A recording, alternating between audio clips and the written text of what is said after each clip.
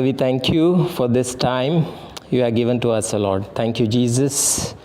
Thank you, Lord, for helping us through your word, Lord, to renew our mind. Because your word is truth and life. Thank you, Jesus. Every stronghold is broken through your word, Lord.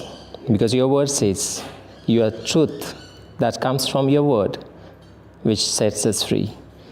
Father, we give you total control over each one of us gathered here, O Lord. Thank you, Jesus. Help us to understand your word. And through that understanding, we bring transformation in our life. Not only in our life, we take that word to all others and bring glory to your name. In Jesus' name. Amen. Thank you, Jesus. Thank you, Lord. I want to share how my life has been transformed. I met Brother Johnson at the age of 30. I was in Kuwait that time. Okay, I born and brought up in a Catholic family, and everything was good. Life was awesome in the Middle East. I was working. I was in Kuwait, and with my family, I was there. And that is the time a tragedy struck in our life. My wife was pregnant at that time, 5.5 months. And she got delivered. She delivered a baby because of some complications, and the baby's weight was 620 grams. Have you all been to Ulis or Coles anytime? Yes. Where? Ulis or Coles? Means it's a shopping center where we buy all groceries. Yeah, which is the least way of a chicken you buy, a kilo. So imagine the size of a chicken, a kilo, you can take on the palm of your hand. Imagine 620 grams, a baby, what would be the size? And how many months? 5.5 months. Okay, the moment she was born, she has been put on the ventilator, okay, with the oxygen, and in the incubator, which supports the warm air to the child.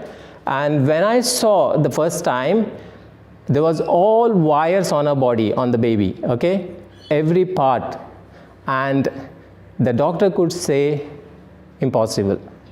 Impossible. There was none of the babies born 5.5 months with 620 grams. Impossible. Forget it. Okay, that was the word which came from doctor, because that's what they have learned in their, medical science. And the baby born, she has been shifted to the NICU, neonatal care, and she was there for 6 long months.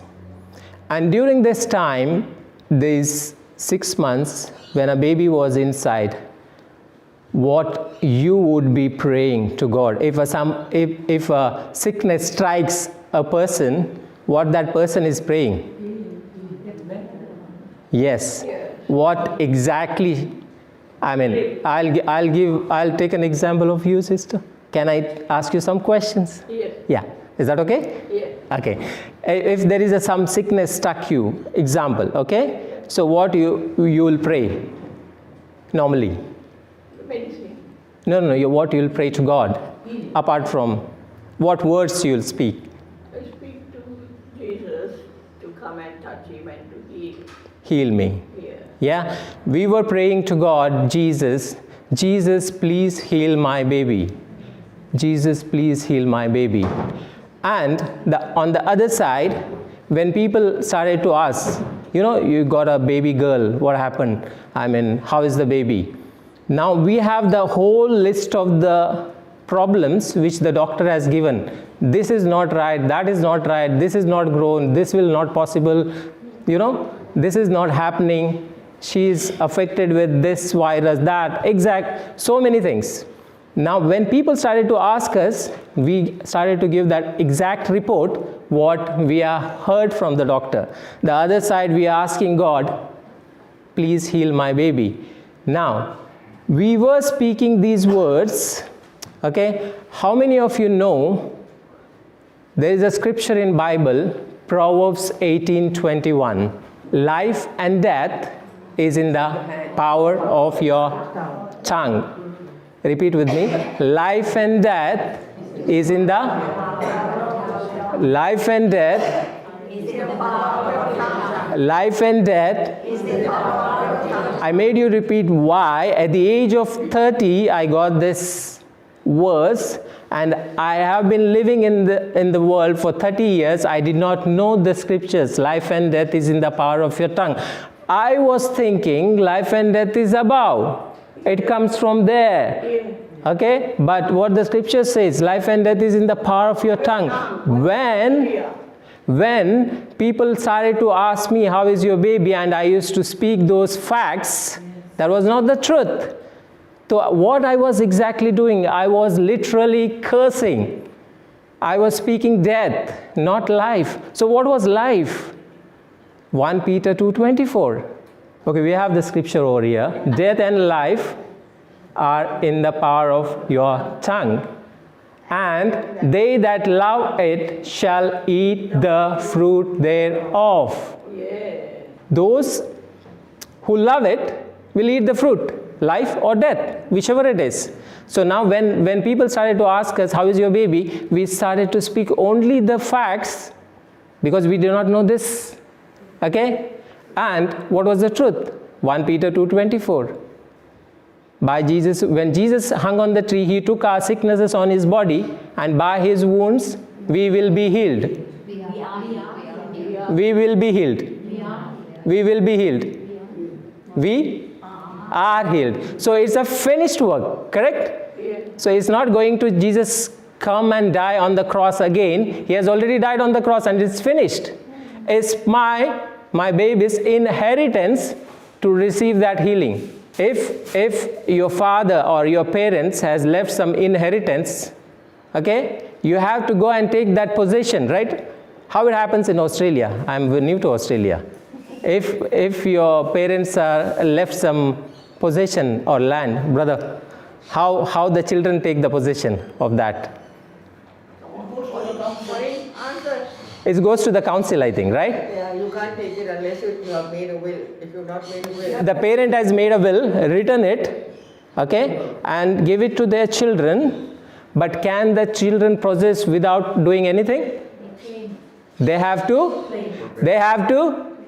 claim it. They have to claim it. Now the promise was there in the Bible. I did not know, so I don't know how to claim it. Say for example, your parent has left a huge acres of land and you don't know about it. Whether you will be able to enjoy it? No, right? Unless you know and you take the possession of it by speaking, by life and death. Under your nose. Where's the power? Under your nose. We always look at up. It comes from up, but it's in your tongue. So we are created in the likeness and image of God. We are not God, but we are created in the likeness and image of God. And God has given that power to create things. Correct? Yes. Praise the Lord. Now 6. Who in his own self bore our sins in his own body on the tree, that we being dead to sin should live unto righteousness, and by whose stripes you will be healed. You will be healed. You will be healed. You will be healed. Word is a present, past or future tense? Past. Correct? So what I was asking, God please heal my baby. It's a past, present or future? Future. So I was praying in hope, not in faith. What faith says? She's already healed. Okay? Now that's the time. In 6 months, the situation has become so worst. Imagine me being a father and my child is inside or in the incubator and no improvement happening. I started getting such severe thoughts of committing suicide. finish yourself. You know, your baby is not, the devil has cornered me such a way. Comes in. Yeah. So I was getting such thoughts, and that is the time one person spoke to us about Brother Johnson visiting to Kuwait that time. And we went to that prayer meeting, and he was talking about Mark 11:23. And Jesus said, answering, said unto them, have faith in God. Okay, that means he says, have God kind of faith. Okay, in the beginning, when God created the world, he saw darkness. And God said, there is darkness, let there be light, and there was light. Right? How many of you agree? Yes. We'll see in the scriptures. When there was darkness, God saw the darkness, and he said, there is darkness, let there be light, and there was light. And God said, let there be light, and there was light. Okay, now listen to me. God saw the darkness, and he said, there is darkness, let there be light, and there was light. Again, read on the screen and what I'm saying. Let there be light, and there was light. God said, there is darkness, let there be light, and there was light. He didn't say there was darkness. Yes. He never said there is darkness. If he would have said, there will be darkness. But he said, though he could see the darkness, but he said, let there be light. And there was light. In my baby's case, there was sickness. I can see with my physical eyes. Okay? But what I would be saying, my baby is healed, right? But I was praying, please heal me. One side. Other side, when the friends asked me, I said, my baby is sick. So what I was doing? I was speaking darkness. I was not speaking the language of God. So have God kind of faith. Speak what you desire, not what you see. You can see there is a situation all around. Okay? The financial crisis or economical downtrend, whatever. But what you desire, you got to speak that. Praise the Lord. Praise the Lord. Hallelujah. Hallelujah. Okay, now see this, Mark 11:23. For verily I say unto you, that whosoever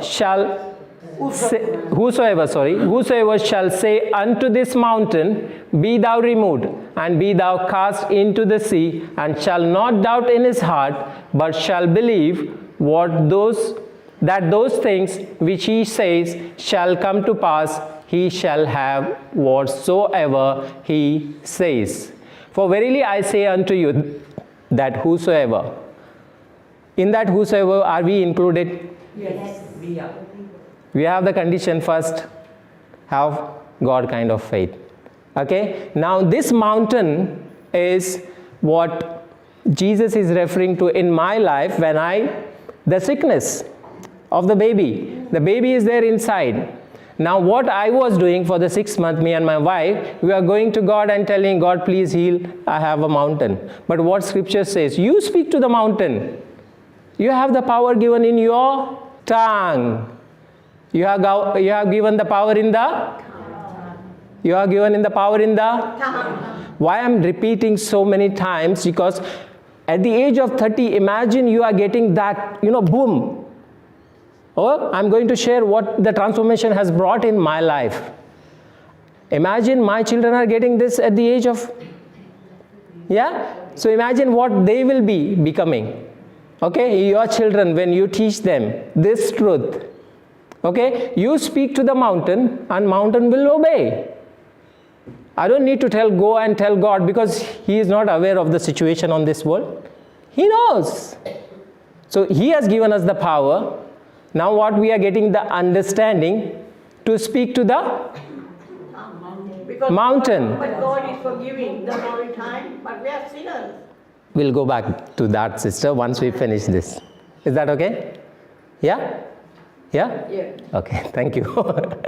Praise the Lord. So, you got to speak to the mountain. And now the situation has become so big, the mountain is everywhere. whichever side I see, it looks like a mountain. Okay, it started with one situation, and the health of the baby has become so bad, so the mountain is growing every day through the doctor's report. Every time doctors comes and gives a new report. In the negative side, what we are taking? We are taking that, receiving that report, and the report is talking back to us every time. Does the electricity bill talk to you during the winters? No. It speaks loud and clear. Yes. You have $200 in your bank account and your bill is 500. Is it talking to you? Things talk to us, but where we are. For verily say unto you, that was mountain and cast into the sea, and shall not doubt in your heart, but shall believe that those things which he says shall come to pass. He shall have whatever he says. Is it a blank check? Whatever you desire when you speak, is it a blank check? Yes? Yes. So, Be if... careful what you say. Sorry? So be careful what you say. Yes, that's what the life and death is in the power of your tongue. How many of you all have the backyard? No one? Backyard. In your house, backyard. Garden, yeah. Garden. Oh, almost all of you all. Yeah?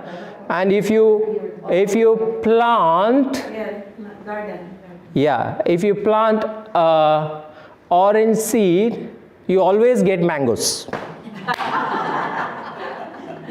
No? No. Sure.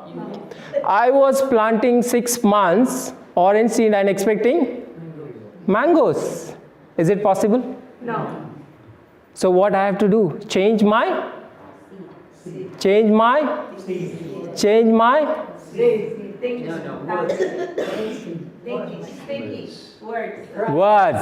words, which is coming from the Word of God.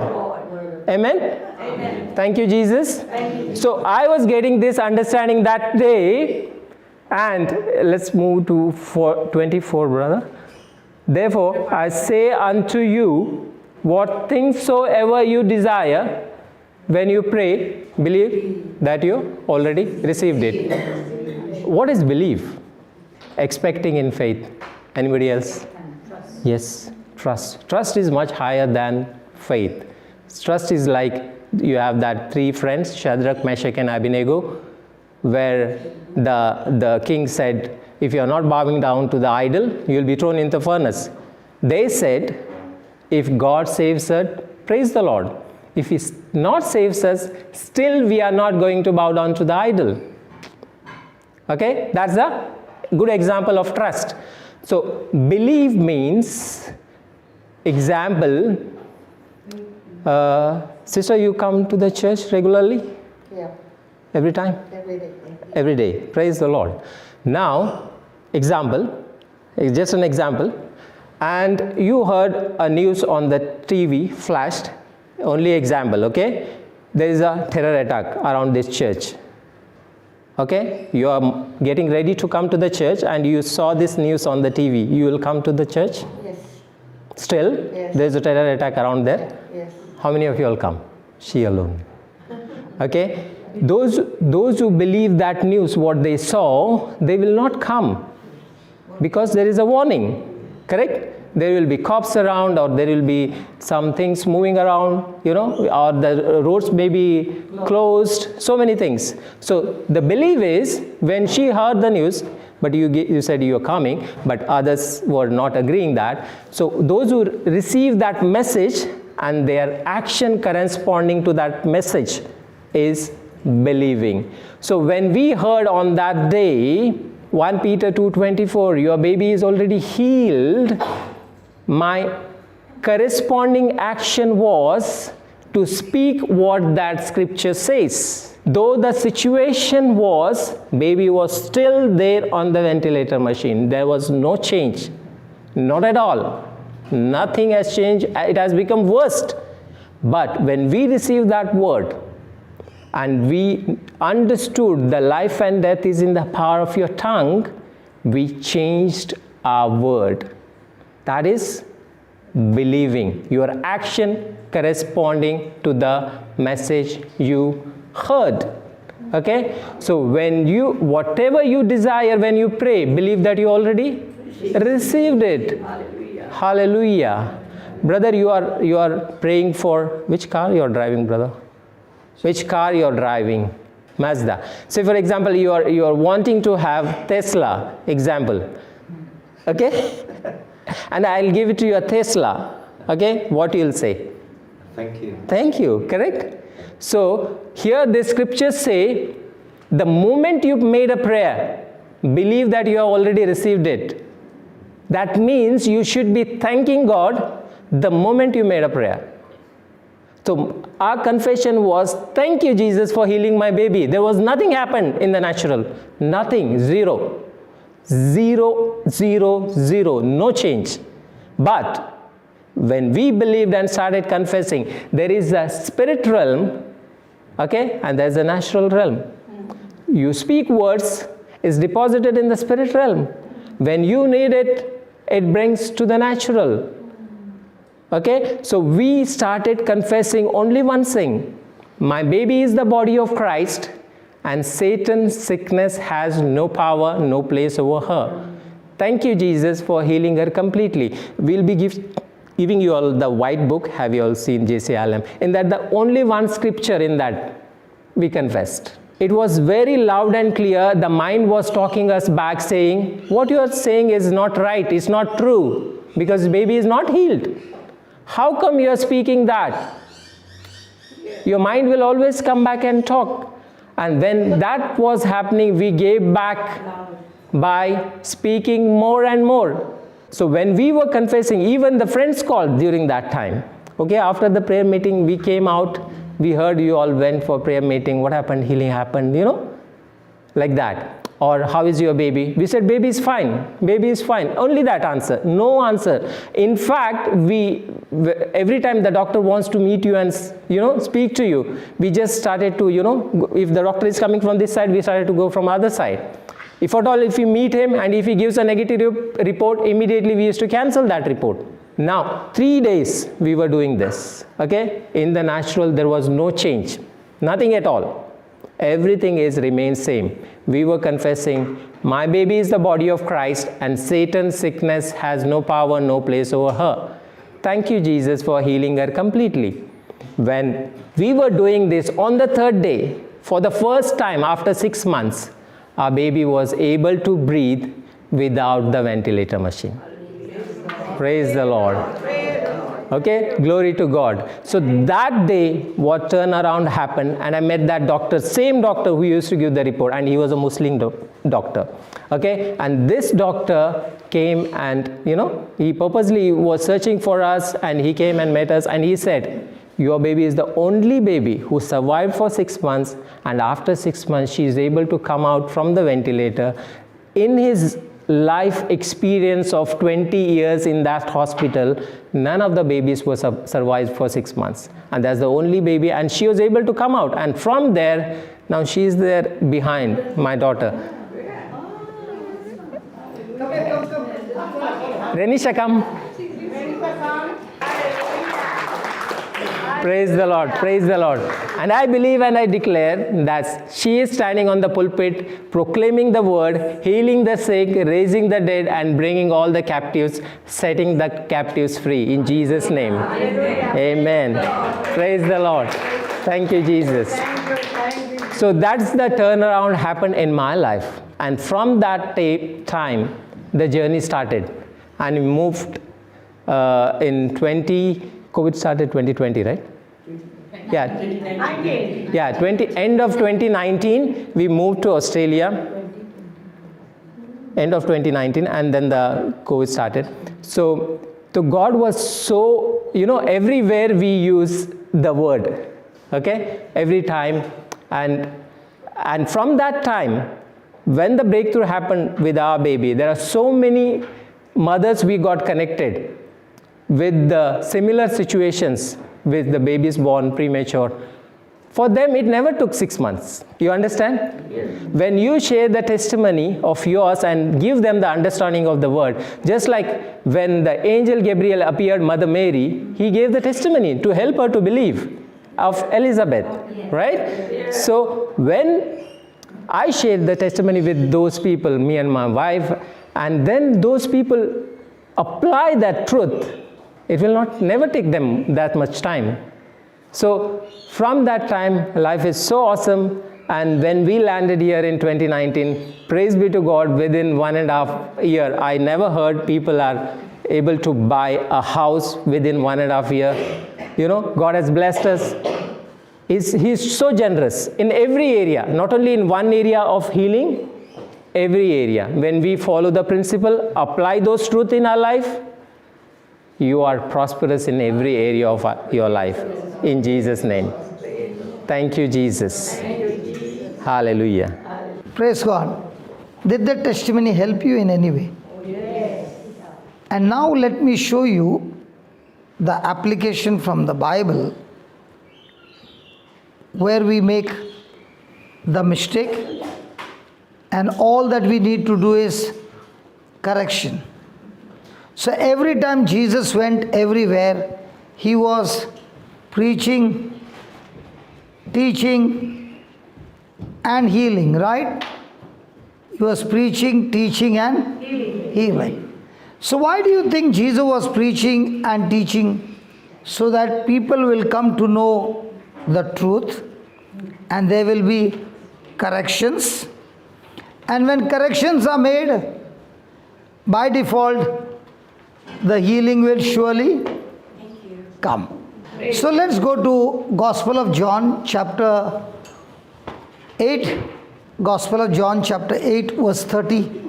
As Jesus spoke these words, many believed on him. As Jesus spoke these words, what? Many believed on him. So if every time Jesus said, your faith has healed you, so all we need is to believe. Praise God. And how did people believe? When he spoke? Come on, please answer me. When he spoke? The words. Now, Rainer came, my brother, and he spoke to you words.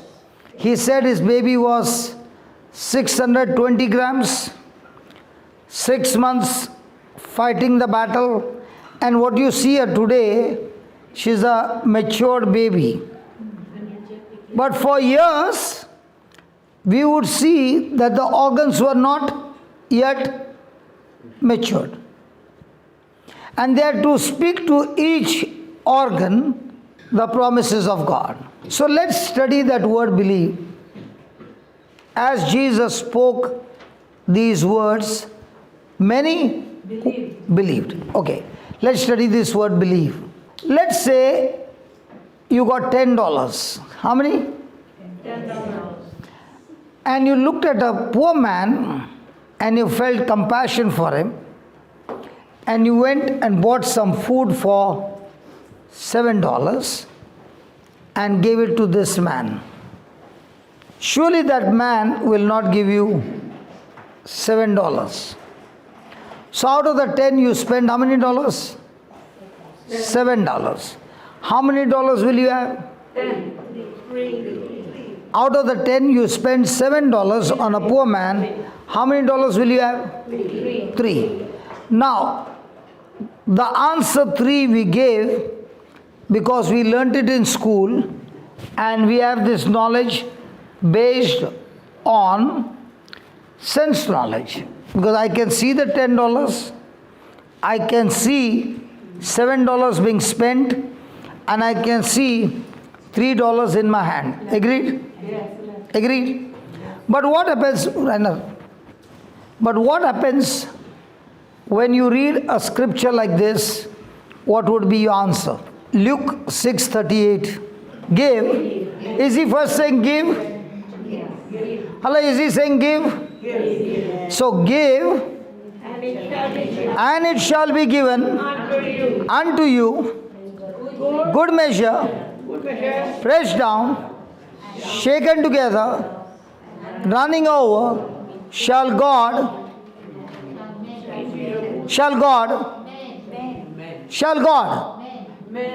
what is written there? God.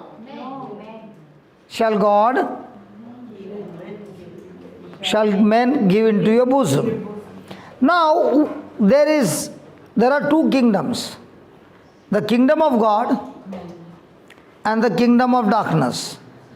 They both operate different principles. In the kingdom of the world, when you give, it is always subtraction. Agreed? Hello? In the kingdom of God, when you give, it is always multiplication. Now the question comes, which one do I believe? So every time in the New Testament, you will find God speaking to us, and all He is going to say is, through His Son Jesus, He has accomplished everything for us, and all He is asking is, whatever my Son did for you, do you believe it? And if you believe it, is it based on your sense, knowledge, or is it based on word knowledge? If it is sense knowledge, then there is no difference between a person who is a Christian and a person who is a non-Christian, because the response or the action for a given situation is the same. But a person who is a Christian, his response will be entirely different from the person who is of the world. So there are people who are word rooted, and there are people who study the word, but the action doesn't correspond to what the word says. So they are like Jesus said, those who heard the word but did not build a house on the rock but on the sand. They heard the word but did not do what the word says. So according to this word, if I want love, what should I do? Give love. If I want forgiveness, what do I do? If I want mercy, what do I do? If I want money, what do I do?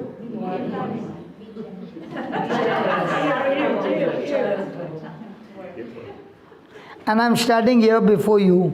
26 years have come and gone.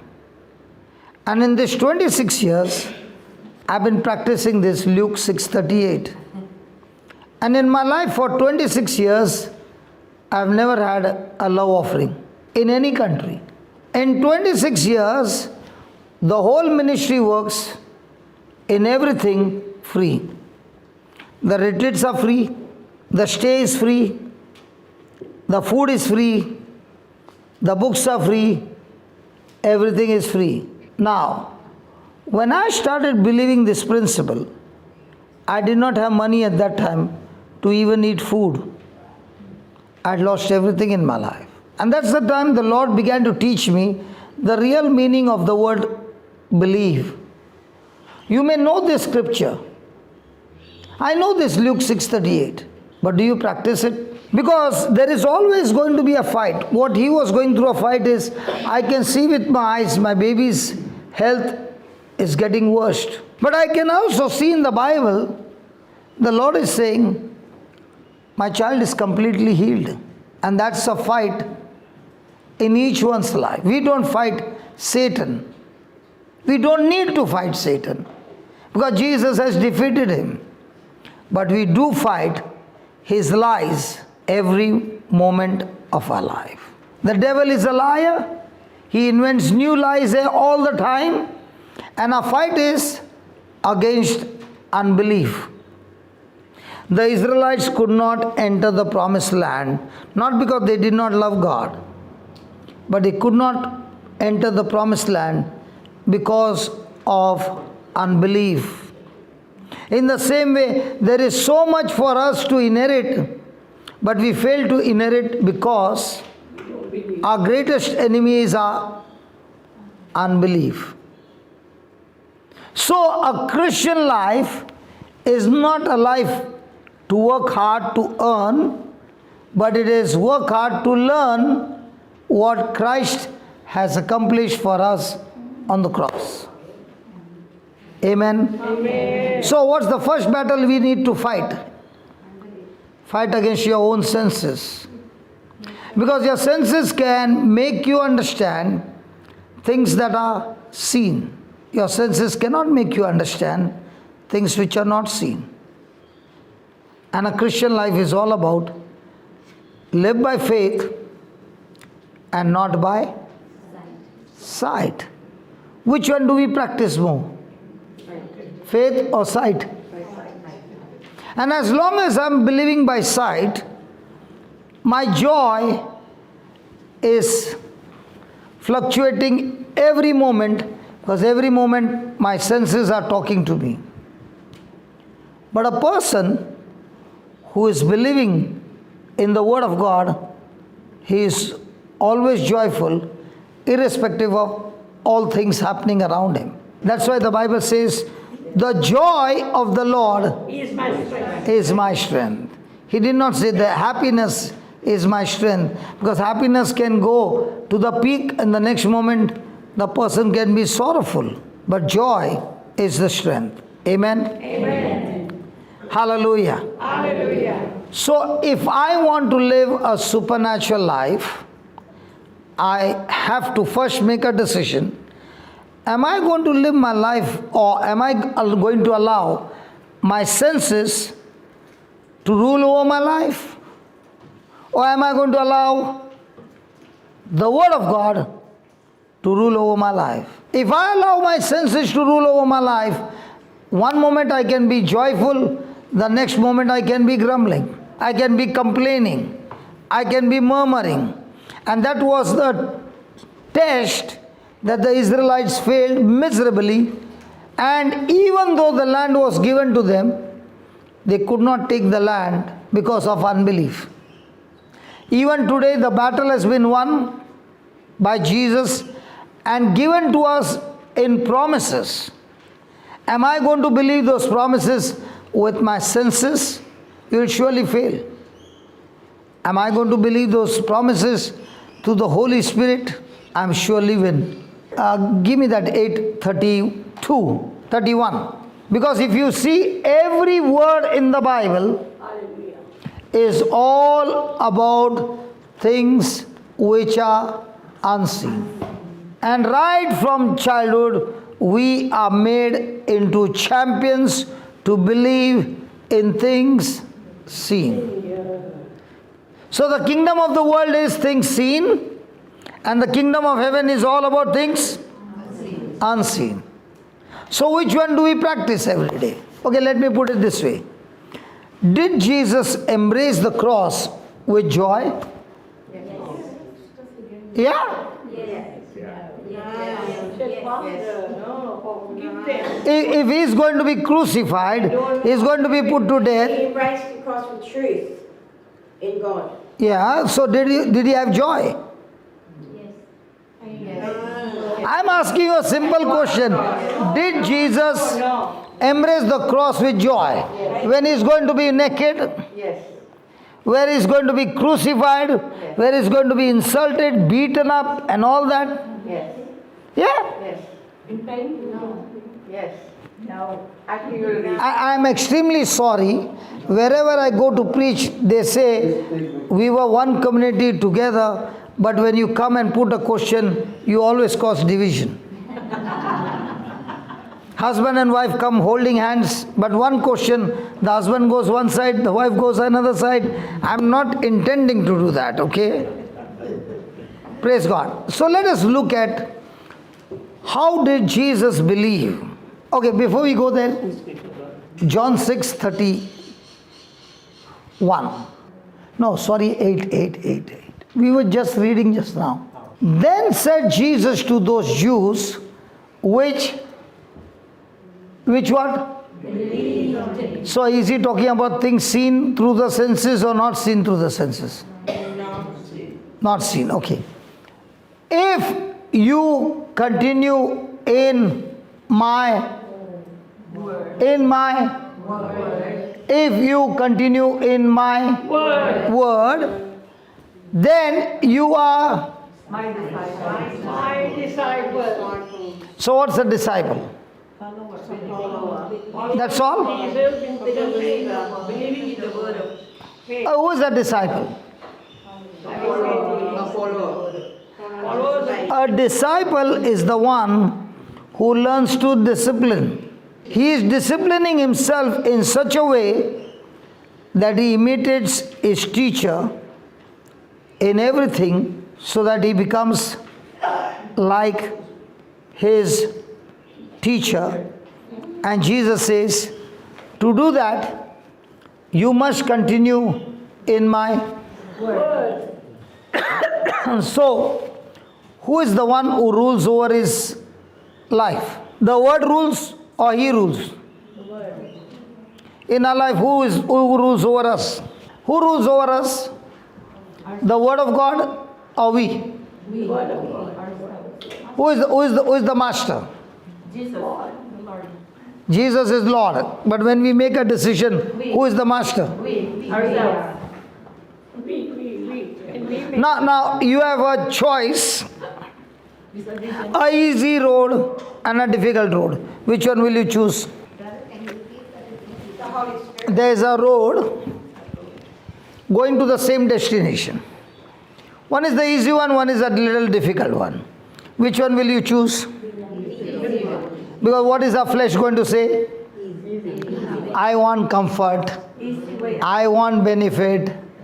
In a whole day, how much time do you think about your own benefit?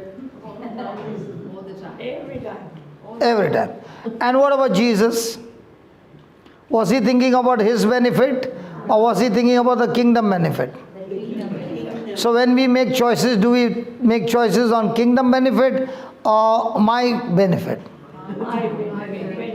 So you're already going on the wrong side. Because Jesus said, first you seek your spouse. First you seek your spouse or seek? First the kingdom of God. First seek the kingdom of God and his righteousness, and then everything else will be. And day and night we are fighting, working hard for what? Everything else that will be given unto us free. But are we seeking his kingdom or seeking our own kingdom?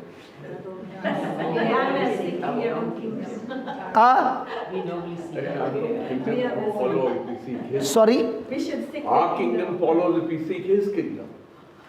Our kingdom follows his kingdom. But he never said our kingdom comes first. He said his kingdom, seek his kingdom first. But that's what I'm saying. So when you seek his kingdom, by default, all things will follow. Now what did he say? His life was not like that, what it is today. When he was in that trouble, he learned God's system of following the word. His intention was, I want my baby back. But what he started to get to the kingdom, to get his baby, slowly but surely, his mind began to change. And he found that the treasures of heaven are more precious than all the corruption that is in this world. Right? So now when he began to make choices, he put the kingdom of God first.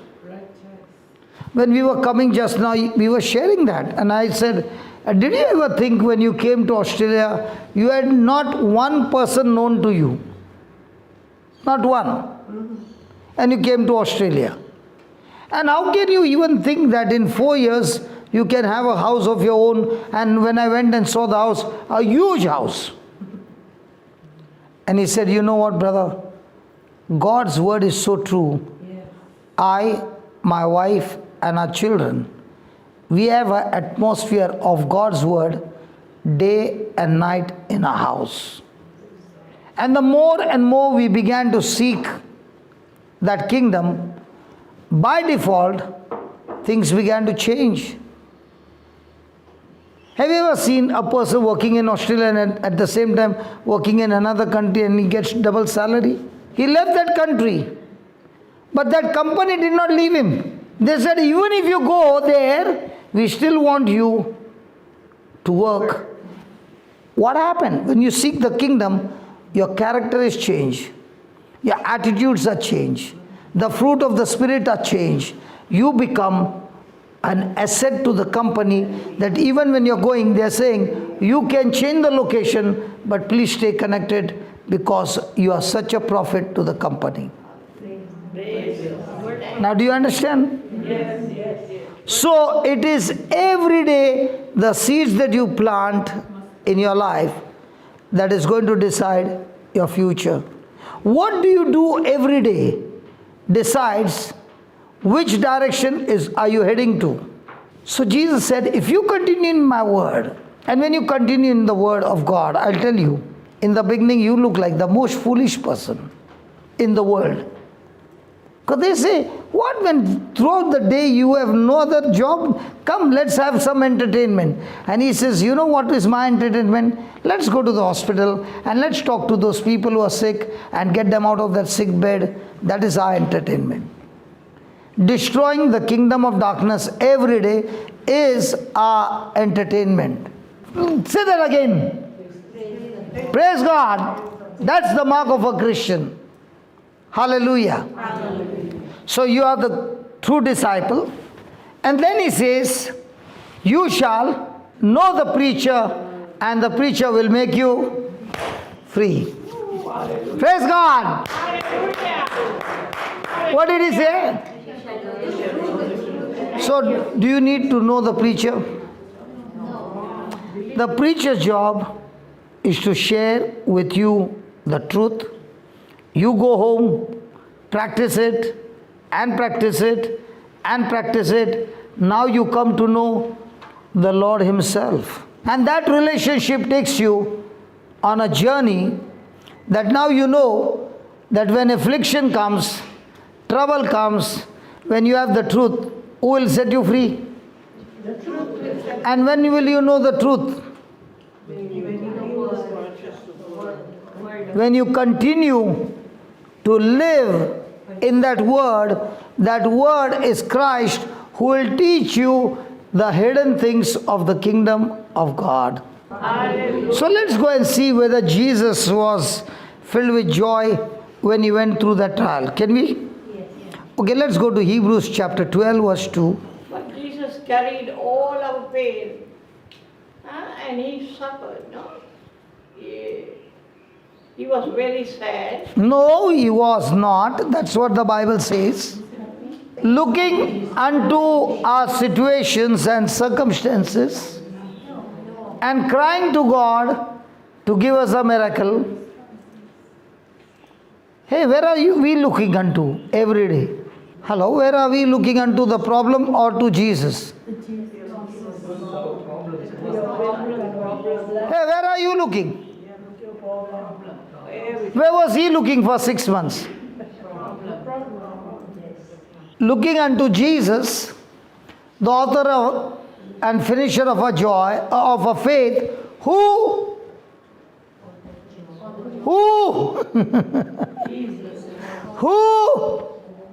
for the joy. Now I want to know, what is this joy? Yeah, what's joy? The joy. What is joy? Happiness.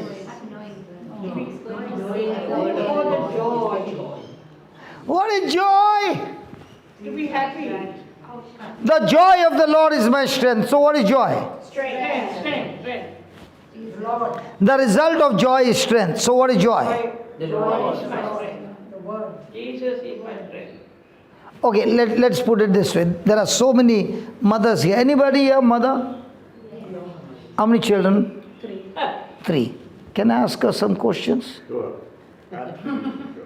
Or should I ask you? No, you ask her. That's right. Praise God. Okay, I'll ask her questions. When you first became pregnant, you did not have the experience for the first time. And you had to wait for 9 years, not 9 years. 9 months, sorry. 9 months. And you did not see the baby in those 9 months. The baby was inside. What if the doctor says, for your baby's good health, you will have to take 25 injections because there is some issue with the blood. Are you willing to take 25 injections for the baby's sake? Is the judge okay? Let me. Did you hear her? She's ready to take 25 injections. Did you go through vomiting? Yes. Notice that also. Did you have giddiness? Yes. Now with all this trouble, why should you go for 9 months? Forget it, no. Did you ever say to your husband, this is only the first month, 8 months more to go. Let's go to the doctor. I can't handle it. Did you say? No. Why not? I look forward to the joy. You look forward because you knew after 9 months you will get the baby. Had you seen the baby? After 9 months. Only 9 months. But it came from your garage, right? Hold on, it came from your garage, manufacturing is your unit. Now, did he ask you, how are you going to make eyes, nose, organs? No. And your stomach started becoming big. And you were so slim and beautiful and you were all the time looking into the mirror. And now, did that discourage you? No. And then came the time that the doctor was preparing you for labor pain. And the doctor said, don't worry about the labor pain. You take a finger, take 2 fingers, press it, that's labor pain.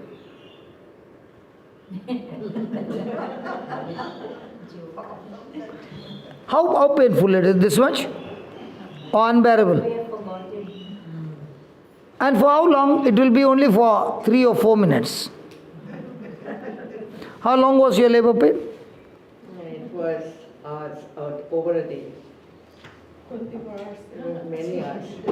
The first child. Yeah, the first child was many hours, over a day. Yes.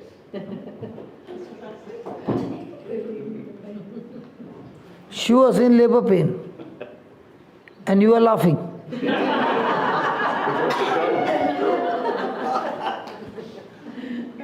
Now, during that labor pain, she would have definitely prayed to God. I don't want any more. And the baby is born. Now, I'm the nurse giving you the baby. What would you do? This baby caused 24 hours of pain. Do you do that? Yeah, definitely welcome the baby. I mean, But this baby caused you 24 hours of pain, Mom. no, it was worth the trouble. It was worth the pain. So were your eyes fixed on the pain or on the baby? Especially the baby. That's why you had the joy in the midst of all that circumstances, that when the baby came home, after a few months you told husband, let's get ready for the next one. The next one came fast. Yeah, I know that. That's why I said. Now, with all that pain, do you want to go again for 24 hours pain? But the joy of holding the one baby here, thank God for that joy for the mamas. That's why we are born. And if mamas wouldn't have taken that pain, on the first month we would have got rejected. Is that right, brother? Absolutely. And in spite of 24 hours, did she say, honey, let's have one more. One is not enough. Now what is joy? Your mind or your focus is not on your current situation. Your focus is after 9 years. Oh no, 9 Why do I say 9 years? What if it was 9 years? Oh my, see some of them, oh my God. So that means there is so much of pain, so much of uncomfort, but in spite of all that, the mama is waiting for the baby, right?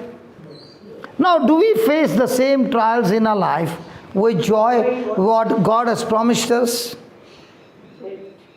Now, when Jesus is taking the cross, he has a promise from his Father that he is going to be our substitute, he is going to be our representative, he is going to shed his blood on the cross, and that blood is going to wash away our sins, deliver us. And when he is embracing the cross, he cannot see the cross. He can see each one of us on the way to hell, all cancelled, and through his sacrifice, we are all adopted in the family of God and heaven as our eternal home. So was he looking at things seen, or was he looking at things not seen? So do you get joy looking at things seen or looking at unseen? Happiness? Happiness is on things seen and joy is on things. So a person whose eyes are fixed on unseen, can the devil shake him? And that's why the joy of the Lord is our strength, and joy and believe, they are twin brothers or twin sisters. They will always go together. The moment your belief is shaken up, joy goes off. And in every battle, joy gives you the strength to keep holding on and keep facing, because you're no longer focusing on any other thing, but your focus is looking unto Jesus. He is the beginning of your faith, and is also the finisher of your faith. So do I need to learn or do I need to earn? So Christian living is all about learning or earning?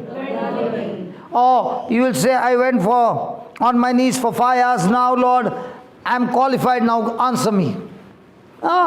In the kingdom of God, in the new covenant, it's all about learning what Jesus earned for us. Whereas in the Old Testament, I have to work hard, and then based on my works, God will answer me. Give me Deuteronomy 28. Looking unto Jesus, the author and finisher of our faith, who for the joy that... So every trial of our life is nothing but match fixing. His match also was a match fixing. But as long as he doesn't know the system, he is being tortured. The moment he understands the system and begins to operate on that system, his life is changed completely. Because now you're not fighting your battle on sense knowledge, you're fighting your battle on God's knowledge. How many of you know cycling? Okay, how long did it take for you to learn cycling? Fast, very fast, with few falls, and then I learned it. Might be 1 or 2 days? Yeah. What about the husband? One shot, straight away. One shot. But is it possible for a person to take 3 months? Is it possible for a person to take 6 months? Is it possible for a person never more to touch a cycle? So is the problem with the cycle or is the problem with the learning? So is the problem with the Bible or the problem with the learning? Good. So the quicker you learn, the quicker you are ready for the test. And the Lord is saying, for Jesus, it was a clear setup. So Jesus' death was not a murder. It was not an accident. It was not a martyrdom. It was a well-planned death on the cross as a sacrifice for all of us. Praise God. Let me give you one of the example. Okay. Pilate is saying, I don't find any fault in this man. So I've decided to release him. And there are the Pharisees who are saying, no, if you release him, you are no friend of Caesar. So he says, okay, I got Barabbas, the murderer, and I got Jesus of Nazareth. So I decide to release Barabbas. I decide to release Jesus. And the people said, no, release Barabbas. So he says, what do I do with Jesus of Nazareth? Who said it first? The high priest said it first. And all the people followed him. Do you know what would have happened to Jesus when the high priest said? He would have started smiling in his heart and said, "Thank you, Father." Because Jesus is the Lamb of God to be sacrificed. And a Lamb of God has to be sacrificed from a hand of a priest.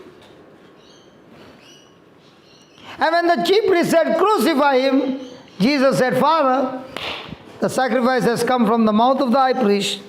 Now my sacrifice is acceptable to you because it's the high priest who spoke it." Now do you understand? If you see in the natural, the high priest is against Jesus. But if you see in the spiritual, he did the job that was so important and he did not even know it. So all throughout our journey, do we look from the spirit realm or do we look from the natural realm? If you look from the natural realm, the response is worldly. If you look it from the kingdom point, your response is going to be godly. If you are in the kingdom, every moment you're thinking, how can I give this body to God for His kingdom? Let me give you another example before we go further. How many of you love to serve God? Serve Jesus? Come on. No? Do you love to serve Jesus? Yes. Okay. So are you right or wrong? Let me give you an example.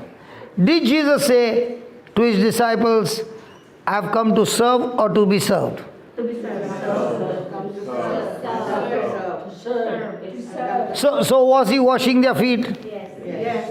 So He served the disciples. Yes. But now you want to serve Him. Can we with our imperfection serve the perfect Jesus? No. So do we serve Him or He serves us?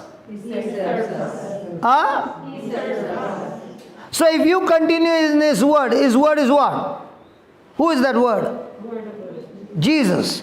The word became flesh. So is the word serving me or I am serving the word? The word is serving. The word. So how will the word serve me? When I make myself available of all my desires, crucified on the cross and say, "God, tell me what do you want me to do? I'm ready to do with you." Made me to know Him. God made me. Sorry? By serving our fellow men. Okay, now coming to that point. Good. Now, has Christ served us? Yes. He is the one who sets us free. Yes. Correct? Yes. Now, the moment I'm set free, the Lord says, "Can we go to some place and do the same to somebody else?" So you are making yourself available. Now I'm talking to you. The question is, am I talking to you or Christ in me is talking to you? Your word. So can I boast that I went and laid hands and I got that person healed? Or can I say, "Thank you, Holy Spirit. You told me to say, I said it. You told me to do it, I did it. And praise God, you confirmed the word with accompanying signs and wonders." So who is serving whom? That is the difference. In the kingdom of the world, the people serve their king. In the kingdom of God, the King of Kings serves His people by becoming a servant for us. So once you understand that, now you know that He has already promised you, "I will never leave you. I will never forsake you. I am with you and I am always ready to serve you only if you permit me to serve you." So most of the time, do we give our flesh to rule over this body or do we give Christ to rule over this body? Really? Is the flesh ruling us or Christ ruling us? Christ should be ruling, Christ should be, but who is ruling? but the idea Because if Christ was ruling over a body, you wouldn't have been sitting here. You would be somewhere on a mission, gathering the lost souls into the kingdom of God. And that's the journey of a Christian. He says, God, I'm available for you. My body is available, my mind is available, every part of my body is yours. Come on. Let's go where you want me to go. And tell me what to speak, I speak. Tell me what to do, I do. And when the whole mission is over and you're coming back, you're saying, God, that was an excellent partnership. So did you serve God, or Christ in you served you? And once you get into this category, you are enjoying every moment. He never knew that you were supposed to speak now. He never knew. When I was setting up, the Lord said, tell him to speak first and you better be behind. So I said, listen, you're going to speak first. He said, me? I said, yeah. Because in our team, we are always ready that when we are weak and not prepared, but what is in us, He will help us to speak. So are we operating by grace through faith? Grace.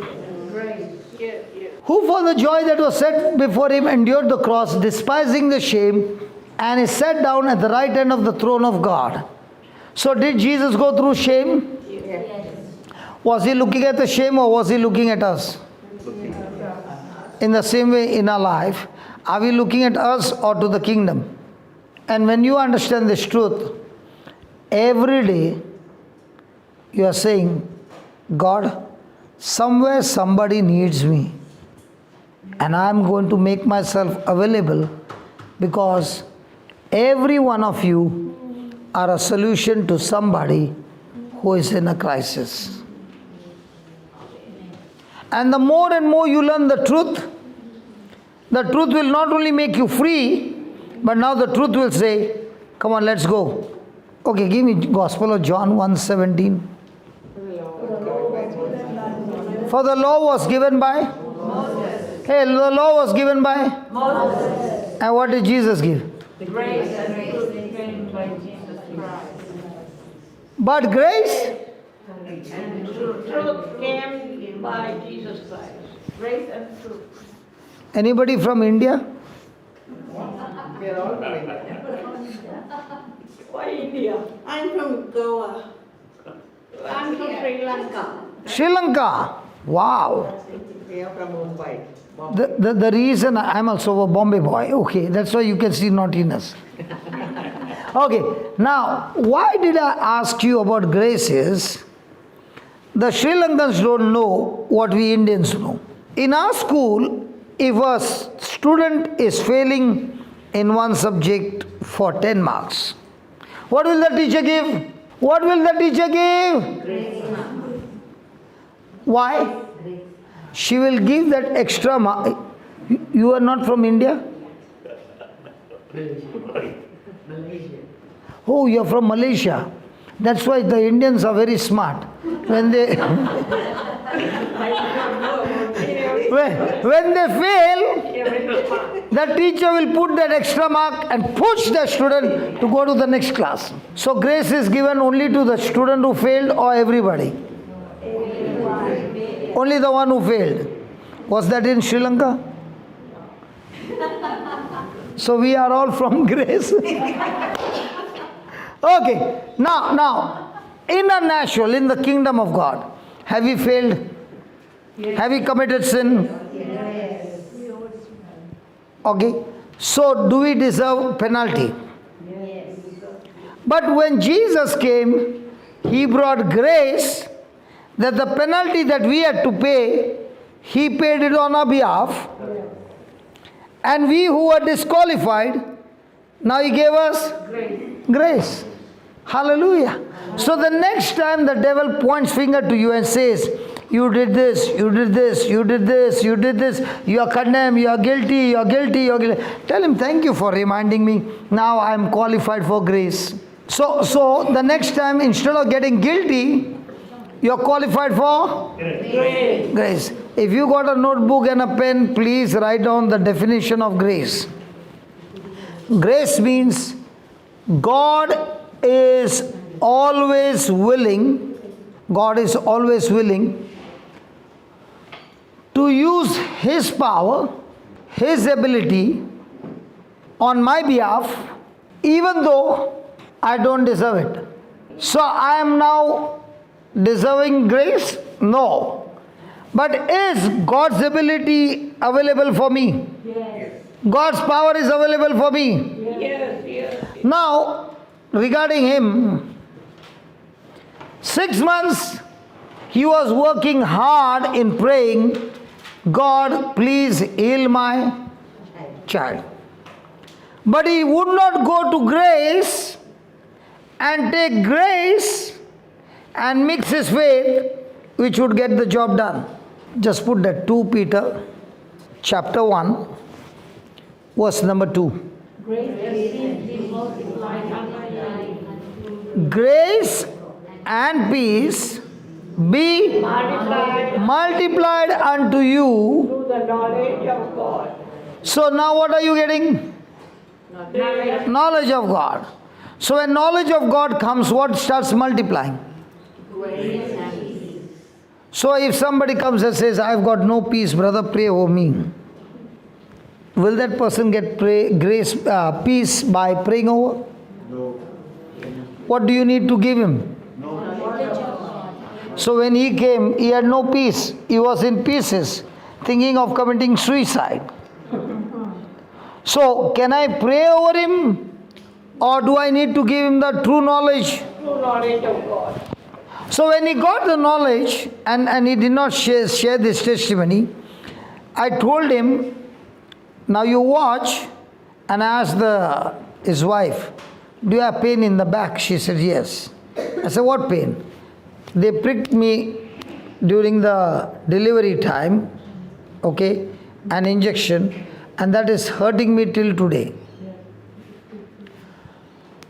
So I told him, you keep your eyes open. I will not touch your wife, but I will teach her the grace which is available by which the healing will come. So I told her, keep saying Luke 4, was it what? Luke 4 or what scripture was it? The body of Christ. I am the body. Okay. I told her to open her mouth and say that she is the body of Christ. Satan, sickness, and this pain has no power, no place in her. Now, did we learn death and life is in the power of the tongue? Yes. Now, all this time, what was she saying to her husband?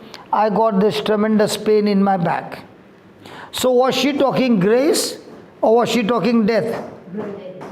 Death. Now, when she was saying, I am the body of Christ, did she become the body of Christ by working hard, or Jesus worked hard for her?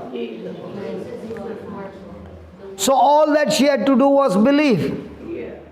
So I told her, close your eyes and say it about 10 times. And as she began to say, the Spirit of God took over and she began to cry and experience a total healing. And I'd called them, they had come for the service. I said, I cannot talk to you here, but tomorrow morning you come before going to work, I can spend more time with you. So when she saw that this pain had left her, I said, now it's so simple. When you're going to office, both of you keep saying, we are the body of Christ, our baby Renisha is the body of Christ, and Satan, sickness, you have no power, no place in her. And as they began to do that, okay, they saw the first miracle that after 6 months, the baby started breathing on her own. So did they tap into grace? So grace is something that is already earned for you by Christ, and it is your inheritance. That's grace. Every promise of God in Christ is a yes for every believer. It is a grace. All I have to do is show you the grace, and then all you need to do is mix your faith. You got some $10? Your currency? Yeah. Plastic. Yeah. And this is your real currency and I want to give it to you. I want to give this $10 to you.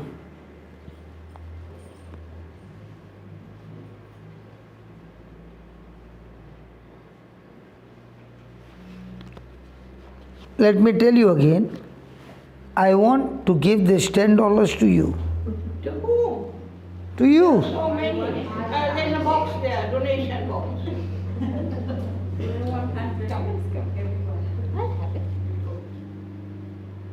Yeah, it's yours. Sit down. No, it's yours. Sit down. Now, what did I say? I want to give you $10. $10. How many got up? That's called as faith to what God says. We read the Bible. We say in tongues. We pray. But how many got up and came? What I told her, I want to give you this $10. I told everybody, I want to give you this $10. Is the promise for everybody the same? Yes. But did anybody move into action? No. So did grace get into use or grace went waste? Wait. Because we didn't get it. We accept it. Now you will say, hey, it was not your $10. Yeah. It was his. And he's sitting there and crying. I can guarantee you, if I ask him, give me one more time, he'll give me. Because what does he believe? Give and shall be given. In our team, we learn the scripture knowledge more powerful than our sense knowledge. My greatest enemy is my sense knowledge. That is obstructing me from believing God's word. And even if I study the Bible from cover to cover and I don't get up from that seat, I'm still in unbelief. And grace and peace be multiplied unto you through the knowledge of God. Just as I spoke to you in simple English. You heard it. But did you get up? You will be shocked even if I take the second currency. Again there will be no people getting up. Want to try? Give me one more. Let's see, let's see. Now the word has been heard. See, I asked him for one currency. See how many he gave. Because he's saying, this is the best time for me to make my investment. He said, if in my backyard, if I plant oranges, will I get mangoes? Now what is he doing? As the word is being preached, he is planting these seeds. Now I've got not one, I got 3. And I want to give it to you.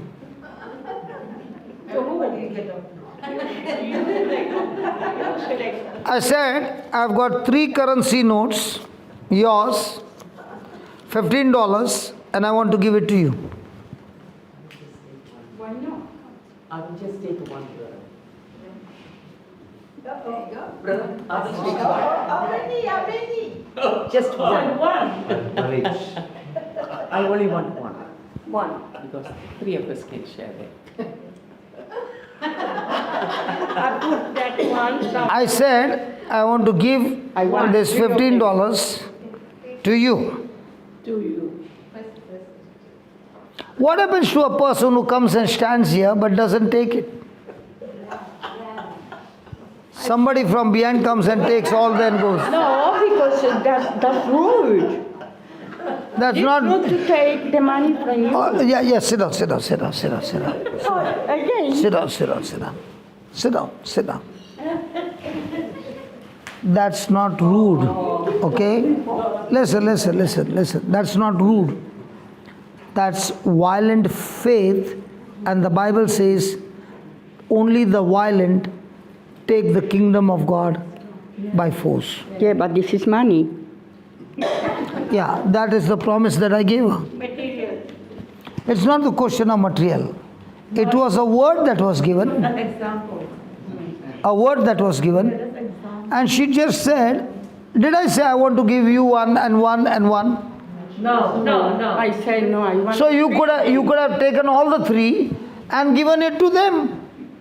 You would have sold another two. Hallelujah. Yeah, you're right. You want to have one more try? No, that was correct. Oh, donate it. Because you have not yet understood, this is not an example, this is we are teaching you. Sometimes I have put bigger currency. And people said, you just lost such a big amount. No, I never lost it. I sowed it. If you really believe the kingdom of God, then every moment you are searching for ways to sow. I came with my own flight ticket. I don't tell people to buy my ticket. I come on my own expenses. Because it is my opportunity to sow in the kingdom of God. I left on May 8th. And I will reach home on December 15th. Why am I doing this? Because what God has given me free. I would have been dead at 33. I've lived 26 bonus years. And I'm going to continue in my bonus years. But I'm not going to continue my bonus years living for myself. But what God has given me, I want to go day and night to teach others. Last night we finished at 2 o'clock in Adelaide. 4 o'clock, got ready to come to the airport and took a flight and came this morning. And here I am standing before you. The reason I am sharing with you is we don't live on our strength. We live on the promise of God, which gives us grace. And the labor that we put in is not our own. It is the grace of God. Give me 1 Corinthians 15:10. Okay, let's start with 9. For I am the least of the apostles, that I am not made to be called an apostle, because I persecuted the church of God. Now, how many people did Paul kill? So how many inner healing does Paul need? Let's be honest and ask a question. If Paul killed so many people, how many inner healing would he need? Just one. Absolutely. The moment he understood the mercy of God, he just believed in the forgiving love of God. And that's why he says, but by the grace of God, I am. I am not the great I am, but by His grace, I am who He made me to be the I am. By the grace of God. I'm disqualified, I'm a murderer. But God calls me out of darkness and says, come on, Paul, I've changed the direction of your life. From now on, you shall live for the kingdom of God. And His grace which was bestowed upon me was not in vain. Has God given everybody the same grace? Yes.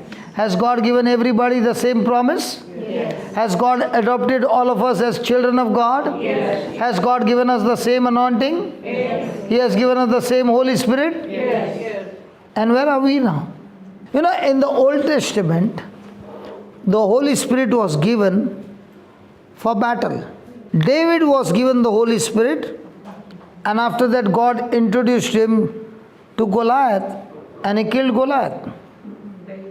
Jesus was given the Holy Spirit, and then the Holy Spirit led him into the wilderness to be tempted of the devil.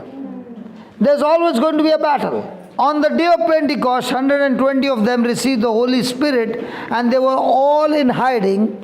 But the moment they received the Holy Spirit, where was Peter? So when we receive the Holy Spirit here, where do we go? Are you supposed to be at home or should be on the field? You should have been searching for people who are in captivity, because God has anointed you to go and set the captives free. But the problem is, I have not yet believed that this anointing is inside me because I believe in the anointing based on my senses. If I could feel some power here, if I touch an electric current, I can feel the power. If I can feel the power of the Holy Spirit here, I will go. But the Bible is not on feeling. Feeling is all on sense knowledge. Bible is all about believing. Believing the seen or the unseen. Whether you win or lose, you know beforehand. If a person is relying on sense knowledge, you already know this person is going to be tortured and tormented by the enemy because this person is already on a journey called unbelief. But the same person now starts studying the Word day and night, and now begins to learn to believe the Word. That person is not only coming out, but that person becomes a big threat to the kingdom of darkness. So what do you want to do? Live your rest of the life saying, Holy Spirit, come with your fire. Then I fall down. Then the service is over. Then I go home and sit at home and come next week again. Holy Spirit, you're welcome in this place. And then the service gets over. Again we go home. You know what the Lord said? Christians have changed now. They come to the petrol pump, fill in the gas, and when the tank is full, they drive the car inside the petrol pump only, and when the gas is over next week, they come for a refill. But those who understand the kingdom, they come to church, get a refill, say, I'll come back after 1 week, and goes into the world and shares the gospel, and when he comes back, he brings new fishes into the kingdom of God. And that's what he says. His grace which was bestowed upon me was not in vain, but I labored more abundantly than they all. And look at that. Yet not I, but the grace of God which was with me. Okay, I'll share with you a secret. Give me Ephesians 2:8, and then we will have some demonstration. Okay? Okay? Yes. Read that verse number 8. For by grace are ye saved. See, if you read it so fast, I guarantee you nothing will go inside. For the grace For by grace are you saved. through faith. So how many of you are saved by grace? Come, lift your hand up. Okay. How many of you are saved by faith? So you first make a decision. Are you saved by grace or are you saved by through faith? Grace. How many are on the grace side? And how many of you are on the faith side? He's saying I'm on the both side. And that's right. You are saved by grace through. I'll give you a parable. If that sister doesn't get annoyed with me, sister, you won't get annoyed with me? I'm going to do something with your arrangement, that's why. Okay, permission granted. Watch this.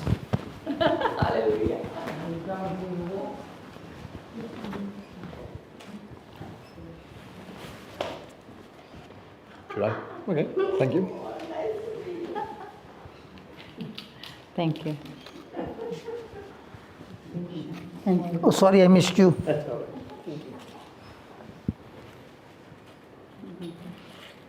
Take more. Pick up more. Good. Thank you. Thank you. Thank you. Now, among all, who is the shameless? You all picked up one, no? Aman, did he pick up? Handful. Now, I will come later on, okay? No. Did I tell you pick up only one? No. God bless you, sister. She picked up. Okay, he picked up a big bunch, kept it there, and now he's eating one by one. And what about these people here? They are desiring. Now, did Jesus come with grace? Sorry, is that okay? Did Jesus come with grace and truth? Yes. And grace comes through the knowledge of God? Yes. So, grace is something that Jesus has already completed for us on the cross. And it is given to us in the form of words. So, all promises are given in the form of words. Words. Now, what do I need to do?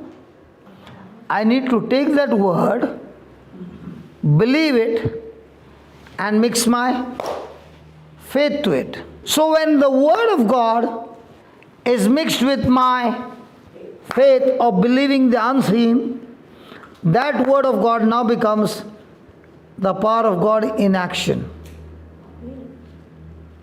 Same word of God, I have not mixed my faith. That word of God remains the word, but no power. Let me show you. Go to Hebrews chapter 4 verse 2. For unto us was the gospel preached, as well as unto them. Now. Who is that them? The Israelites. Okay? Now, did God tell them through Moses, I have given you this land flowing with milk and honey? Yes or no? Yes.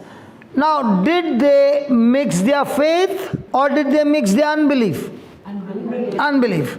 So, even though the land was theirs, they turned their back and went back. They roamed there for 40 years and they all died. The promise was given? Yes. Did they experience the promise? No. So was it God's problem? No. Or their problem of unbelief? Their problem. So the gospel was given to them, and the gospel is also given to us. The word preached did not profit them. Why?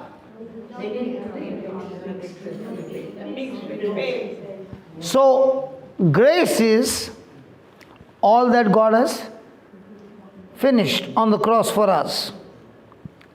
Faith is what I believe. Okay, put that Mark 11:23 again, and then I will call you, okay? Look at that. For verily I say unto you, that whosoever sashay or pray.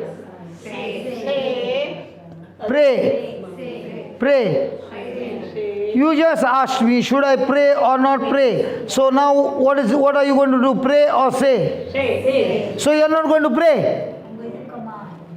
So you're not going to pray? Say not a prayer. Prayer is when you talk to God. Say is when you talk to the devil. Oh, I never knew that. Okay, let's take an example. The whole night did Jesus spend time in praying to the Father? Yes. Agreed? Yes. He finished his prayer and he went out to preach. And he saw the sick person. Did he talk to the Father, Father, please heal him? Or did he speak directly, hey, you sickness, get out? So when he said, he's talking to the trouble. When he's praying, he's talking to God back his own words. So there's a time to Pray. and there's a time to Pray. So if you're only saying, then it's like a mobile you're using, No battery. but no charging. Is my mobile working? Have you seen a wire going there? I put it continuously on charge because the mobile, when it is recording, it sucks a lot of power. And if I do not back it up, then the mobile will go dead and there will be a funeral. Yeah, mobile funeral. Yeah, mobile funeral. Praise God. Hallelujah. So, now when there is a sickness, is it time to pray or say? Say. Good. So when you are praying, okay, you are studying the Bible. It's time you are talking to God or to the devil? God. So you are praying.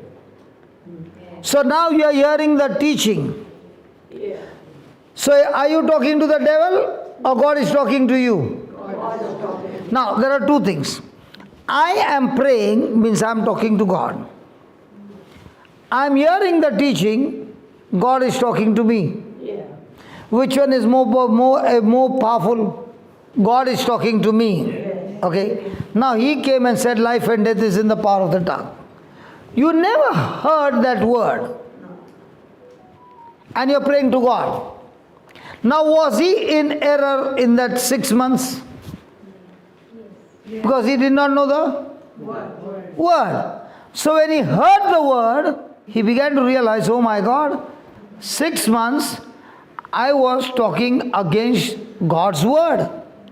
So instead of my child getting better, my child is going worse. We are going worse. So when he heard it, he quickly said, God, I am willing to make correction, not based on the preacher who is preaching, but based on the preacher who is showing me the written word of God. Agreed? Yes. Agreed? Yes. The moment he changed and made the correction, now when he is talking to God, did he see the result? Yes.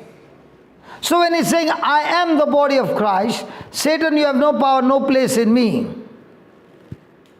Is he talking to God or to the devil?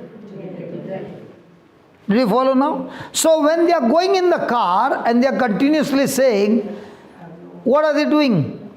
Bombarding that infirmity which has got a grip on the baby, and they went on firing and firing and firing till that thing had to leave.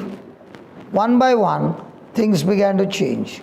So one side they are hearing the teaching for hours, writing down notes where I need to make correction. And then husband and wife are saying, come on, let's ready. Battery is charged now. Let's fire. Now what are they doing? Firing all that they have heard. And that sickness which had gripped them for so many years had to leave. So can we have some demonstration? Sorry? Demonstration can and can volunteer. No, you are all the time praying over people. I want somebody who has not prayed over. See, I want to show people that all those who are baptized are chosen children of God. And all of us have been given the same power. God doesn't discriminate between children. It is our thinking that discriminates. God loves everyone the same. Okay, let me give you an example. Can you draw a picture of a fish? And you also draw a picture of fish. And you got only 30 seconds to draw that. So you don't have to think a lot. Come on. Yeah. Draw fish. Quickly. Yeah, just show your fish and show your fish. Now can you see what a big difference? Why the big difference? The fish, I know fish is F-I-S-H. But why the difference? Saving paper. Because of your imagination. Yeah. In the same way, the scripture is the same. But what are you imagining? So the more and more you listen to the teaching, it's changing your imagination to what God said. Now when you open your mouth and you speak, it's a bullseye. Thank you, Jesus. I saw some of you who are looking at her that she's answering the phone call. If I can get distracted to that, how much more distraction is there when we go home? I can decide to ignore what is happening and continue to be focused on Jesus. So can somebody distract me? Because I have decided to look at Jesus, the author and finisher of my faith. This lady in pink, do you pray over people? That lady over here in grey? Yeah. You got any pain in your body? You got any pain in your body? You need some healing? Do you need some healing? Yeah. Yeah. What healing you need? You don't have any problem in your body? Back pain, leg pain, head pain, some pain? Is there, wait. Is there anybody here who has got some pain? Husband God. The wife knows the husband God. Yeah, please come here. And you will be on camera, is that okay? No problem. No problem. Yeah, you can stand here. And what's the problem? I have back and legs. Problem. Okay? You take one time and then we'll have another one. You can. Do you pray over the sick? No. No. Good. So you can hold hands. We will use the same words. We will use the same words. Now, the first thing you should remember, that is God going to heal you? Yes. That's where you went wrong. Put that 1 Peter 2:24. Look at that green and yellow. What does he say? Whose stripes you were healed. So God is saying you were healed. What are you saying? I'm saying I will get healed. So are you in agreement to God or going against God? No, I will be with agreement with God. So God says you're already healed. What are you saying? I am healed naturally. If God says I'm healed, I'm healed. So now, this scripture says you are already healed. Yeah. So when this sister is going to say the words, will you get healed or you are already healed? Well, I have the belief that I'll be healed. You can complicate with your language and still go back the same, or you can be a simple child and say, God, because you say I'm healed, I'm ready to change my thinking. Even if my back is paining, I'm willing to change my thinking. Even if my legs are paining, I'm willing to change my thinking, that because your word says I'm healed, I choose to believe I'm healed. You know, I've been having this for the last 2 years. It doesn't matter. And I feel that God is still healing me because I'm alive, because God has kept me alive. God has kept everybody alive. And the doctors say there's nothing to cure you because the nerves have been twisted. Did he say the nerves are twisted? See, See, listen, brother. Okay, you can sit down. I'll catch somebody else. You can sit down. You can sit down. Yes. I'm not going to leave you. But I'm going to show you more complicated cases getting healed by changing my thinking. I don't care what the doctor said. The doctor never created me. God created me. The doctor is not the perfect person. My God is a perfect person. And if he says something and I agree with him, I get what he said. But if I'm not ready to agree with him, I can pray all my life and still live in that sickness. Can I get somebody else? Yeah, what you got? Problem? Pain in my shoulder blade. Pain in your shoulder blade. Yes. Do you believe what the doctor said or do you believe what God says? What the Bible says. I'm healed. You're healed. Yes. Now what is it? Is it the bone problem? Yes. Yes, it's all from my neck and it goes down there. Okay. Now watch, brother. I'm not offending you. I want you to see that she has got a problem in her vertebrae, which is also having issues with the nerves. And now you watch what she is going to say the words, okay? And sitting there, without she holding you.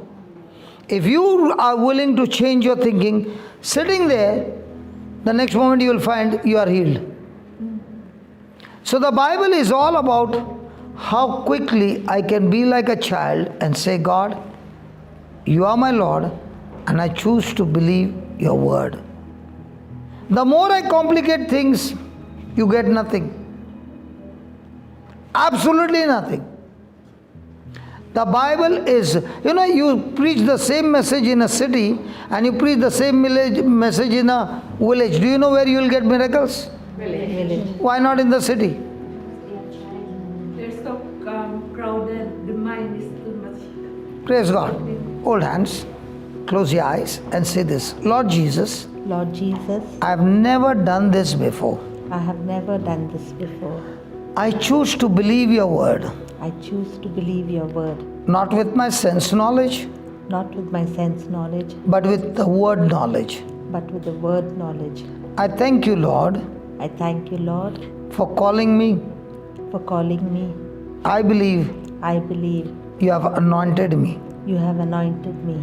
In the scripture, In the scripture, in Mark 11:23, in Mark 11:23, I want all of you to watch that verse, okay? Your word says your word says that whosoever that whosoever has faith in God has faith in God can say to this mountain, can say to this mountain, I have faith in you, I have faith in you, that you have anointed me, that you have anointed me. and I say to these bones And I say to these bones of this sister, of this sister, bones, bones, in the name of Jesus, in the name of Jesus, be aligned right now. be aligned right now. Go to your rightful position. Go to your rightful position. And I thank you, Lord, And I thank you, Lord, as the bones have gone to their rightful position, as the bones have gone to the rightful position. the nerves are loosed The nerves are loose completely, completely, and every pain has left her body. and every pain has left her body. Thank you, Lord. Thank you, Lord. By faith, By faith, she has received the power, she has received the power, and all her bones and all her bones are recreated now are recreated now in the name of Jesus. in the name of Jesus. And all the pain And all the pain has left her has left her forever. forever. In Jesus' name. In Jesus' name, Amen. amen. Now do what you could not do. After how many years? 24 months. After 24 months you could do that. I couldn't. The pain comes and it goes. But now there is no No pain. pain. No. Did we ask God to heal? I want some more to come. Come on. I want some more to come. Come. You want to be healed? What's your problem? Shoulders and wrist pain. Okay. Okay. You can hold the hand. Now watch this. She has got shoulders and wrist pain. Okay. We'll use the same words. Okay. Close your eyes, both of you, and say this. Lord Jesus. Lord Jesus. Lord Jesus, No, you listen to what she's saying. Lord Jesus, Lord Jesus. I thank you. I thank you. I've never done this before. I've never done this before. You don't look at me, look at Jesus. You're talking to Jesus, right? Right? Yes. Yes. Right. So look to Jesus and talk to this. Lord Jesus, Lord Jesus, I want to learn from you. I want to learn from you. In your name, In your name, as you said, as you said, whosoever whosoever can say can say to this mountain, to this mountain, Lord Jesus, Lord Jesus, I choose to be that whosoever. I choose to be that whosoever. And I'm speaking to all her bones, And I'm speaking to all her bones, her shoulder bones, shoulder bones, her wrist, her wrist, all you bones, all your bones. be aligned. Be aligned. Go to your rightful position. Go to your rightful position. Be completely loosed. Be completely loose. Nerves, Nerves, be healed be healed right now. right now. And every pain, And every pain, get out of her body. get out of her body. In Jesus' name. In Jesus' name. Thank you, Lord, Thank you, Lord, for you have healed her for you have healed her completely. completely. Amen. Now move your shoulder. yes. Yeah, like it's loosened. Yeah, And what about the wrist? the wrist.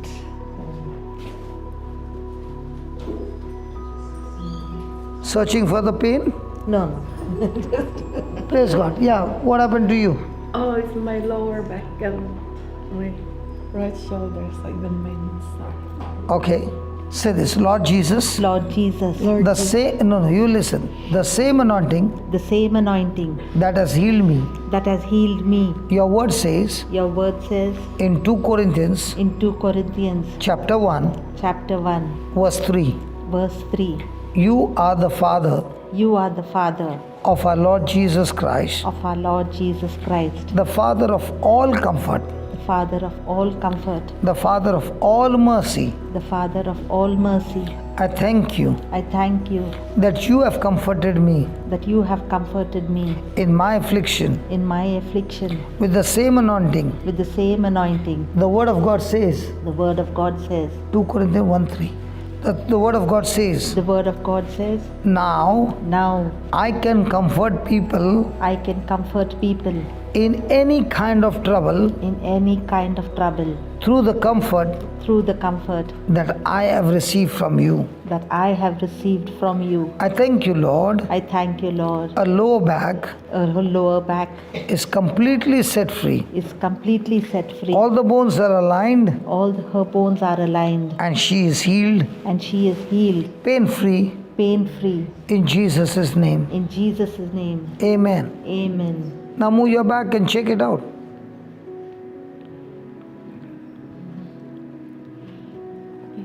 Yes. How long were you at this problem? I've been a while. I'm going for fishes. Okay. How long? How long? Maybe 70, maybe 4 years. 4 years. It started from my left and right knee, then came back to my lower back. Now everything is gone? There is. Now it's Praise God. I could feel something. Yeah, what happened to you? Oh, you have come to pray. Anybody else? Thank you. Praise the Lord for that. Yes, brother. Are you ready to change your thinking? Yes, why not? Come. Okay, you can come. You took too many. Come. Do you pray over the sick? Yeah, I pray sometimes for my husband. Only husband, not outsiders. So from now on, as you see God healing, will you allow the grace to get wasted or will you use the grace? I will squander it.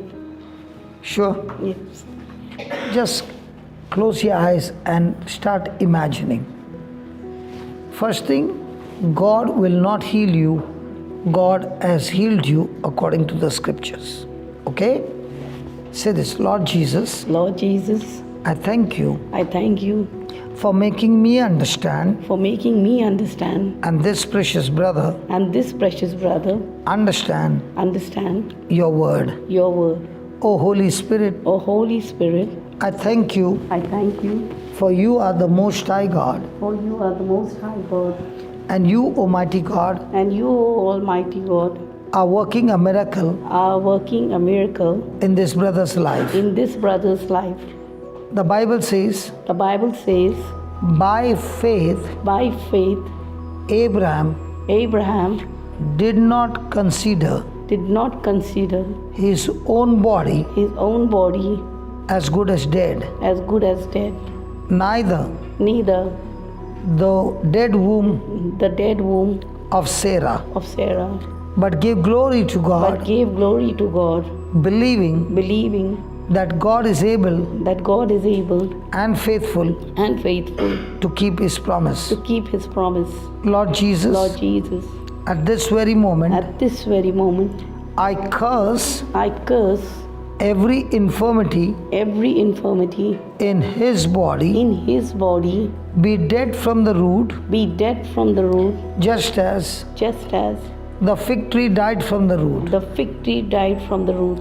And I thank you, Lord. And I thank you, Lord, Your love is flowing into this brother. your love is flowing into this brother. Your mercy Your mercy has forgiven has forgiven all his past. all his past, And right now, your love is healing him, your love is healing him, recreating his body. recreating his body. All the bones receive life Receive life in Jesus' in name. Jesus' name. Lord Jesus, Lord Jesus, there is nothing impossible to you. there is nothing impossible to you, And all things are possible and all things are possible to us to us who believe in who you. believe in you.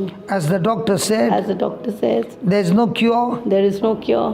Lord Jesus, Lord Jesus, you are the one who created him. you are the one who created him. You are the author You are the author and the finisher of his and the faith. finisher of his faith.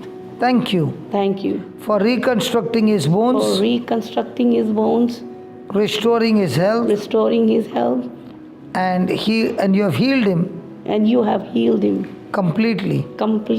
In Jesus' name. Amen. Now I want you to walk all round.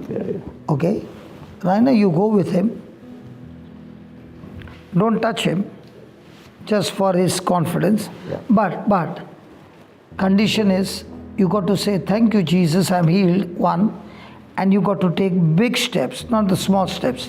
He will be walking with you. Okay? Thank you, Jesus, I'm completely healed. By the time you come back, what the doctor said is incurable, is completely healed. Go ahead. Keep going, bigger steps.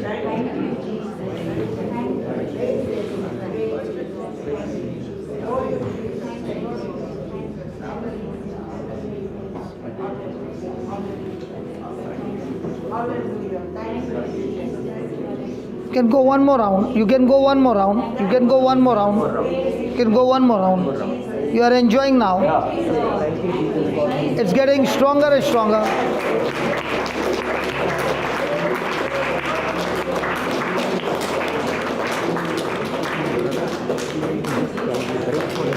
Yeah. One last round. Come on. I like that smile on your face. Come on, soldier.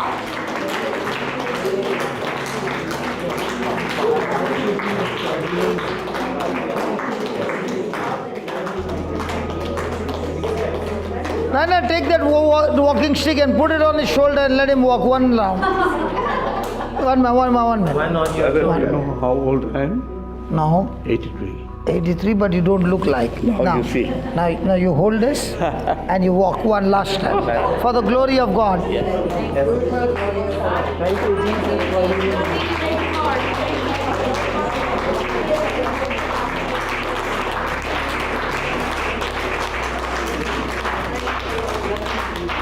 Jesus is your strength. How do you feel now? Oh, wonderful. It was so easy. It was so easy. All you need to do is change your thinking. Yes, correct. Can I get a hug? Why not?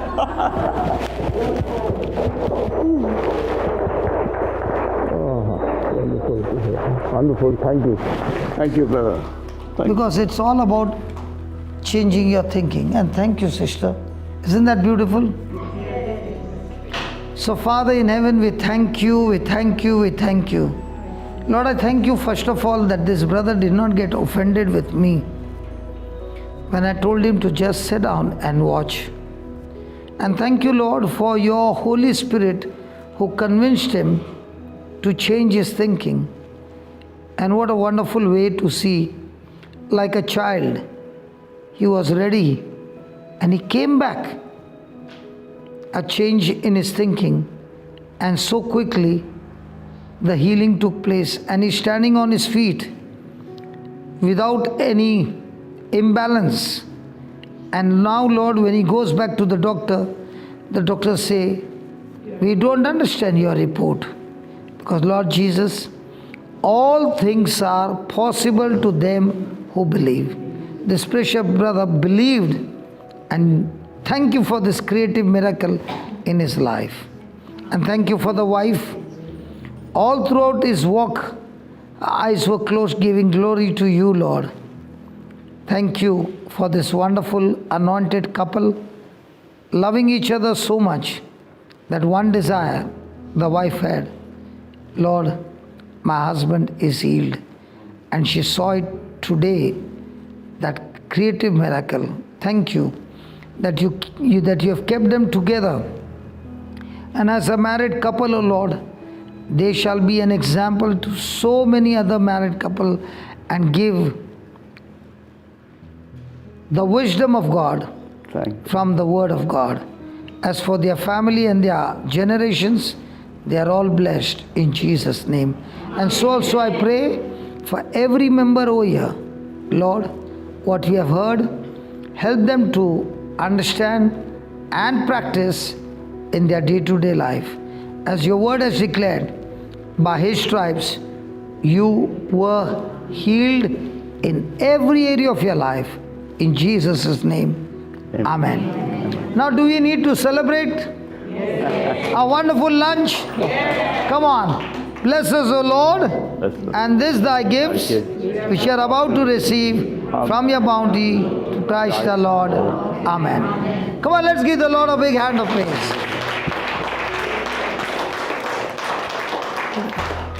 Do you want to say something?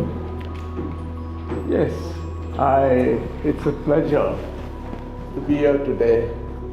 Of course, I was half inclined to come, but my dear wife, really pressed me on because we had a doctor's appointment at 7:40 in the morning today. And from there we went Mass at 9 o'clock. And my wife insisting on me, I said, okay, let's go. And today, as you see, my life has been something I don't want to boast of. But you see, God has always blessed me. God has blessed me throughout my life. I started with 2,000 rupees in my pocket at the age of 17. And God blessed me with crores. And I have been an industrialist in India. I have been a travel agency I had in New Zealand. And I had an Indian restaurant in New Zealand, all by the grace of God. Not me at all. I have never qualified for anything, never qualified, no engineering qualifications. But I built my own foundry, an iron foundry, all by the grace of God. And I tell you, if every one of you believes that God will bless you and give you every capability you ask for, it comes true. Never think about your own self. It is only God who does it for you. Amen. Amen.